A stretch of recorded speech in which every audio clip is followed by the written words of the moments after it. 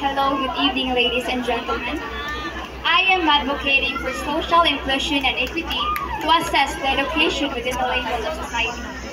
Driven by a commitment to foster social inclusion and equity, I'm on a quest to reshape education into a real, where every individual's diversity is not just accepted but celebrated. My goal is to dismantle the barriers erected by societal labels and economic disparities, ensuring that education becomes a tool of empowerment for everyone.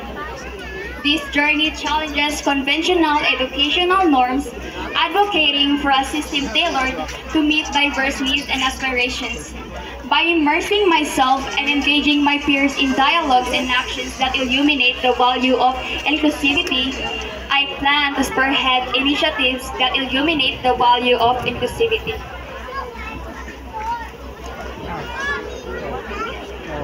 Kalimut na. I plan to spearhead initiatives that spotlights the necessity of an educational environment where everyone belongs. In partnership with educational and community leaders, we can identify and act on opportunities for growth and change, steering towards an educational paradigm that embodies equity and inclusivity, and motivates others to join in the pursuit of transformed and equitable educational future. And that's all. Thank you.